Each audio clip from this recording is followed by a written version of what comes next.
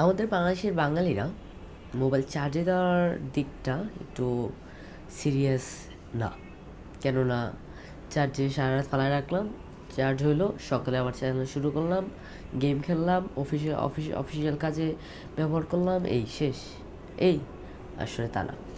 আমাদের বাংলাদেশে 100 থেকে 88% লোকই চার্জে দেওয়ার সঠিক নিয়ম জানেন না, এবং বাকি 12% সঠিক মতো জানে আমার মতে।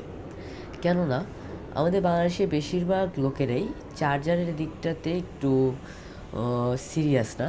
এই সিরিয়াস না হওয়ার পেছনে তাদের মোবাইল নষ্ট হয়ে যাচ্ছে, ব্যাটারি ব্যাকআপ এতটা ভালো দিচ্ছে না।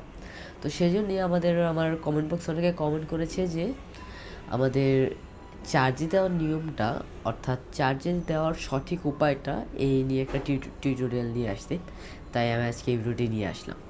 অর্থাৎ এই চার্জে দেওয়ার সঠিক নিয়ম আজকে আপনাদের ফুল একেবারে পুরোপুরি শিখিয়ে দিব। এটা হচ্ছে সি টাইপের, এটা হচ্ছে একটা সি টাইপ 18 ওয়াটের চার্জার। এটার মাধ্যমে আজকে আপনাদের শেখাবো। প্রথমত আমরা যখন একটা মোবাইল কিনি, মোবাইলটা 2-3 ঘন্টা চার্জে দিতে হয়, কেননা এটার ব্যাটারি ব্যাকআপ নিউ অবস্থায় থাকে না।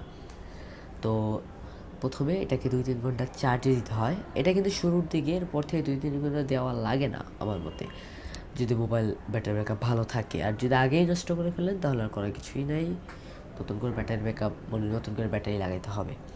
তো আমাদের প্রথমে 2-3 ঘন্টা চার্জে দিতে হয় মোবাইলটি। এরপরে দেন আমরা মোবাইলটা রান করাই, এরপর আমরা মোবাইলটা আমাদের কাজে ব্যবহার করি, বিভিন্ন কাজে ব্যবহার করি। এরপরে আমরা যা করি, মোবাইল একেবারে 5 থেকে 6% চার্জ হলে আমরা চার্জে দিই, এবং 100% হওয়ার পরেও আমরা চার্জ থেকে খুলি না, যেন আরও হোক, যেন 100 থেকে 99% আসতে সময় লাগে।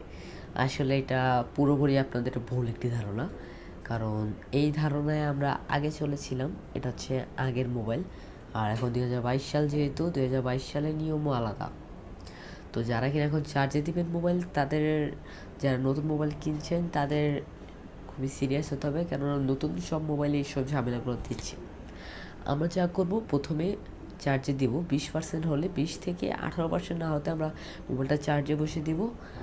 আমরা 80%-এর চার্জটা, 80% চার্জ, 80-85 হলে চার্জ থেকে নামিয়ে ফেলবো, কারণ 100% চার্জ হওয়ার পরেও আপনার অনেক সময় 5 থেকে 5 মিনিটও নর্মাল, আমরা অনেক সময় 2-3 ঘন্টা লেট করি অথবা 20 মিনিট লেট করি। এর ফলে 100% হওয়ার পরও চার্জ টানতে থাকে। যদিও ব্যাটারির ব্যাকআপের ক্ষমতা শেষ চার্জ নেওয়ার, তবু চার্জটা দিতে থাকে। এই চার্জ দিতে থাকাটা ব্যাটারি ব্যাকআপে একটা প্রেশার পড়ে, এতে ব্যাটারি ফুলে যায়। মাঝে মাঝে আপনারা দেখেন ওপো ফোনগুলোতে ব্লাস্ট হয়ে যাচ্ছে মোবাইল। এটার মেন কারণ হচ্ছে চার্জার। আমরা 100% চার্জ হওয়ার পরেও চার্জ দিতেই থাকি, যেন 100 থেকে 99 আসতে সময় লাগে, কিন্তু সেটা করা যাবে না। আসলে আমাদের ভুলের কারণে আমাদের মোবাইলগুলো এরকম হচ্ছে। আমাদের যা করতে হবে, আমাদের মোবাইলটা আমরা সঠিকভাবে চার্জে দেবো, 80% হলে নামিয়ে ফেলবো। এছাড়া যদি আপনারা 100%ও দেন, এরপরে যদি দিতেই থাকেন, মোবাইলটা চার্জ টানতে থাকে এবং এটা ব্যাটারি ব্যাকআপের সমস্যা হয়, ব্যাটারি ব্যাকআপ কমে যায়, ব্যাটারি মাঝে মাঝে ফুলে যায়, মাঝে মাঝে এটা ব্লাস্ট হয়। আর এটা বেশিরভাগ হয় ওপো ফোনগুলোতে। আসলে ব্যাটারি একটা ওপো ফোনে 100%-এর পর আর চার্জ নেওয়ার ক্ষমতা থাকে না। যদিও নর্মাল ফোনে থাকে, তাও আমরা সেটা না ব্যবহার করাটাই ভালো, উত্তম। তখন আমরা যেটা করব, চার্জে বসানোর পরে এক 20 থেকে 18% নামতে হলে, আর 20 থেকে 18% হলে আমরা চার্জে বসিয়ে দেবো, এবং 80 থেকে 85% হলে চার্জ থেকে উঠিয়ে ফেলবো। এতে আমাদের ফোনের ব্যাটারি ব্যাকআপ ভালো থাকবে, দীর্ঘ সময় লং টাইম চার্জটা থাকবে।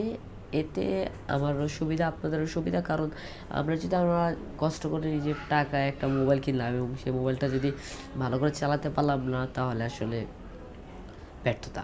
আসলে নিজেদের ভুলের কারণে নিজেদের পস্তাতে হয়। তো আমরা সেটা করব না।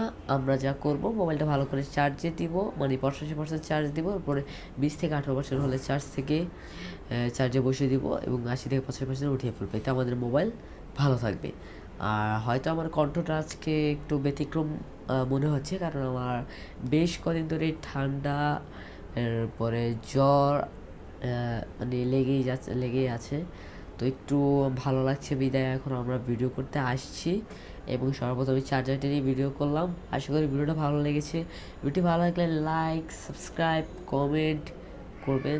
দেখা হচ্ছে নেক্সট ভিডিওতে। ততক্ষণের জন্য ভালো থাকুন, সুস্থ থাকুন। আল্লাহ হাফেজ, ধন্যবাদ।